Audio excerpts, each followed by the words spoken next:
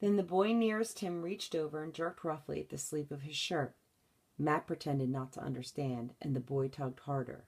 Two of the others got to their feet, plainly ready to tear the shirt from his back. Atian made no move to help him. Grimly, he pulled the shirt over to his head and tossed it to the winner. It served him right, he supposed. His father had always forbidden him to gamble. But what was he going to do without that shirt?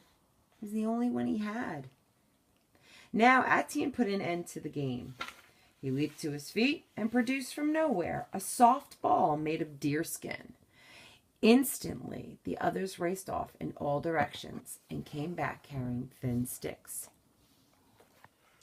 One of these was thrust at Matt. It was a curious sort of bat, light and flexible, with a wide, flat curve at the tip. Forgetting his humiliation, Matt suddenly grinned. With a bat in his hand, he could hold his own with any Indian. The boys back in Quincy could have told them that. Eagerly, he joined the scramble of choosing sides. But never had he played a game like this, so fast and merciless, the ball could not be touched by a hand or foot. It was kept flying around through the air by the sticks alone. If it fell to the ground, some player scooped it up with the tip of his bat and sent it spinning again. The Indian boys were bewilderingly quick and skillful, and they wielded their bats with no heed for each other's heads, and certainly not for Matt's. It was no accident, he knew, when an elbow jabbed suddenly into his right eye. These boys were putting him to the test. Ignoring the blows that fell upon his head and shoulders, Matt swung grimly at the whirling ball, missing it over and over, but sometimes feeling the satisfying thwack of bat against leather. He was thankful now that he had no shirt. If only he could be wearing a breechcloth instead of a tight English breeches. But there was no time for worrying about his clothes. Finally, by pure luck, he sent the ball into the hole in the ground that marked the goal. Out of breath and dripping, he grinned as his side generously cheered him and whacked his sore shoulders.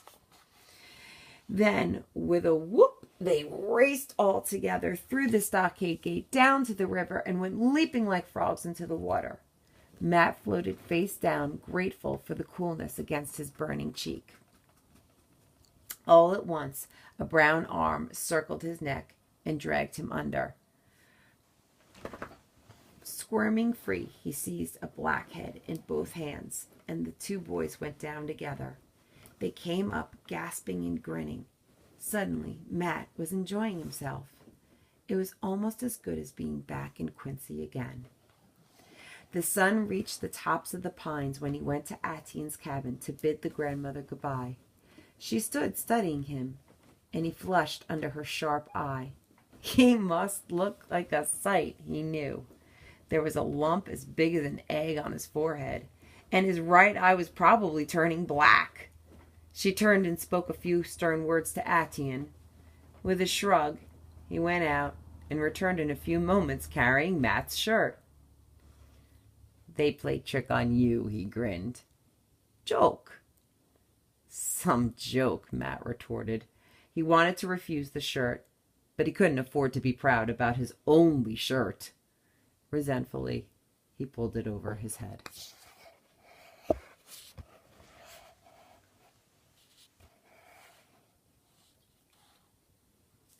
Before they left, the old woman gave each of them a slab of cake heavy with nuts and berries. Her eyes, as she looked at her own grandson, were warm and bright. Matt was minded how his mother had often looked at him, pretending to be angry with him, but not able to hide that she was mighty fond of him, and just the same. Suddenly, he felt a sharp stab of homesickness. Outside the cabin, Atien's dog was waiting. He limped after them to the river, and when Matt stepped into the canoe, the dog jumped in after him and settled down only a few inches from Matt's knees. He had never willingly come so close before. Atian noticed and commented, "Dog remember." Was that possible?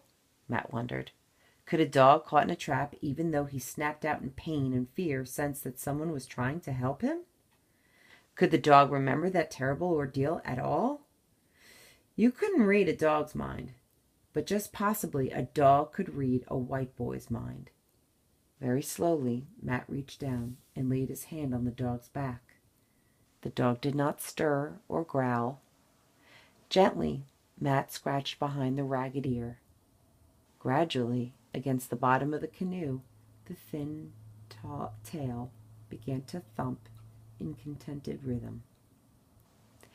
At the opposite bank, Etienne watched Matt climb out of the canoe, but he did not follow. Apparently, this was just as far as he intended to go. As Matt hesitated, he lifted his hand. It occurred to Matt that this might be a compliment. Without saying a word, Etienne was acknowledging that Matt could now find his way through the forest. Returning his wave, Matt set out with confidence he did not quite feel. It was growing dark. He would have to walk fast, or he would not be able to mark the signs along the trail. He was very tired. The bump on his forehead was throbbing. He was sore from head to toe, and his eye was almost swollen shut. But to his surprise, deep inside he felt content. Was it because Etienne's dog had finally trusted him? No, more than that had changed. He had passed some sort of test. Not by any means with flying colors. He had plenty of bruises to remind him of that. But at least he had not disgraced Etienne. He felt satisfied. And for the first time since his father had left him, he did not feel alone in the forest.